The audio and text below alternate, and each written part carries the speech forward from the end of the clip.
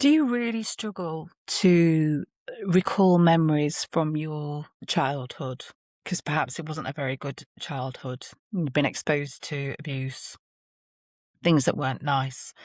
And now it's just like, not that it never happened, because you know it happened and you are dealing with the repercussions of that, but you just can't pull up those memories that, or everything's very fragmented.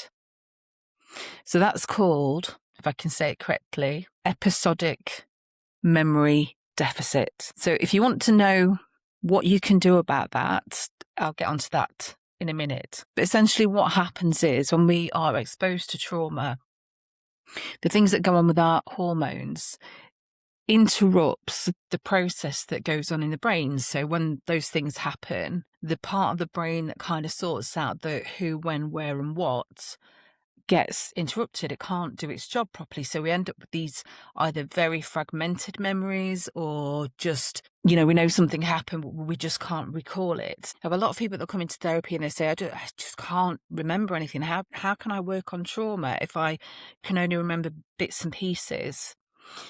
Well, a good therapist that has done the training in trauma can still work with those fragmented memories, and things like IEMT, EMDR, they can still work to help you processing those fragments. But it's also why it's so important that therapy also includes what we'd call forward-facing approaches.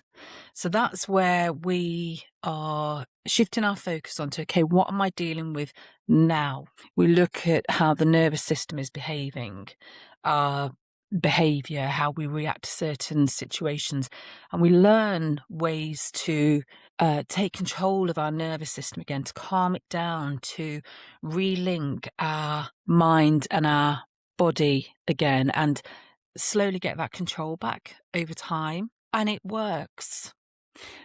Is it ever going to make those memories reappear? Sometimes you'll get odd ones that will bubble up. Sometimes they don't ever bubble up because they were never formed in the first place. But you'll get to the stage where the raw emotion that's connected to those tiny fragments isn't as big, isn't as powerful, and you're able to move forward more easily and function more healthily. But if you are someone who suffers with that absence of memory from your childhood, don't worry, it is normal. It's also something that occurs with individuals that have got ADHD as well, because the same process happens with ADHDers. You just need to find the therapist that's a good fit for you.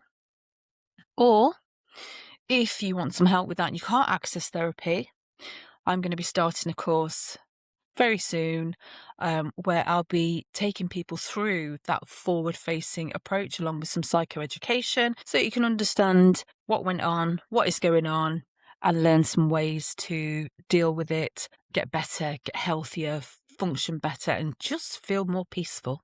Anyway, have an amazing day, and I will catch up with you soon.